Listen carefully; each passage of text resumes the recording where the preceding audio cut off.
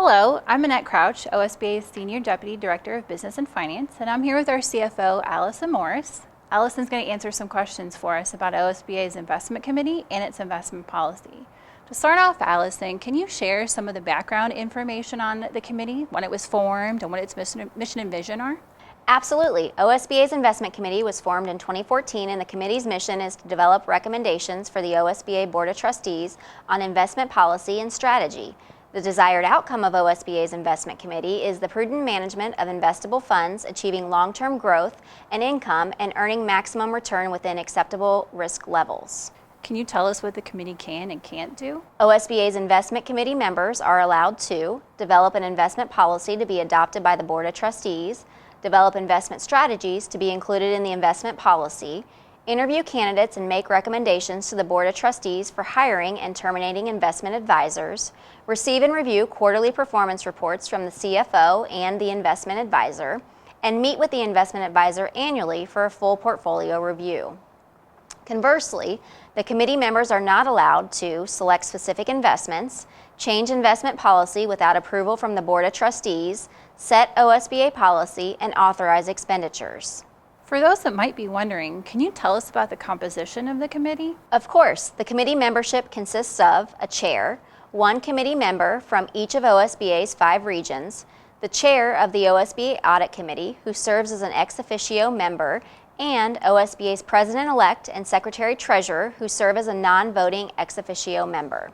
How about experience? Are there any experience requirements to join the committee? Yes, committee members must be Board of Education members from OSBA member school districts in good standing. They shall have basic familiarity with investing principles and OSBA's finances.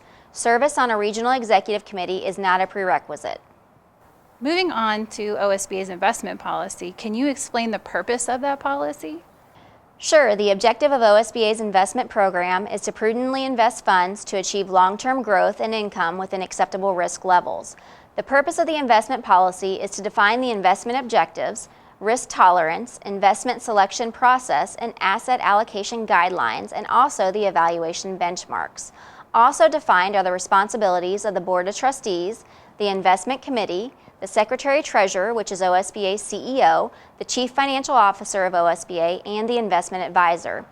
The policy is intended to provide a stable framework from which sound investment decisions can be made, regardless of changing economic conditions, and it is not a guarantee of attainment of the investment objectives outlined in the policy. What about the allowable asset classes and investment types in the policy?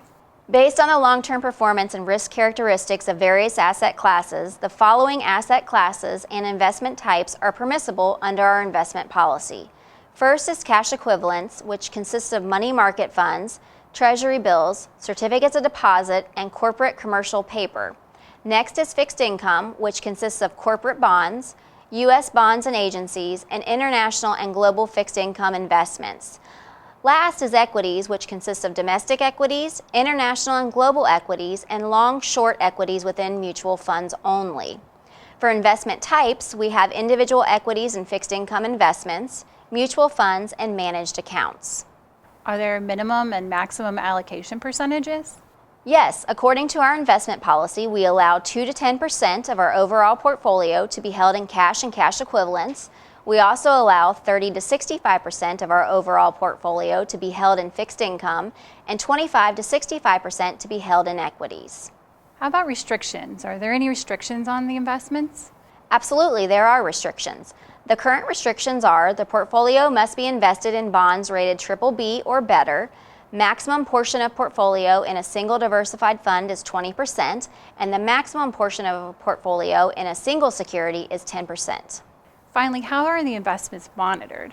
Investments are monitored on an ongoing basis by the investment advisor, the secretary-treasurer, and the chief financial officer.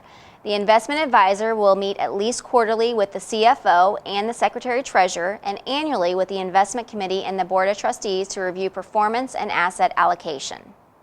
Thanks, Allison.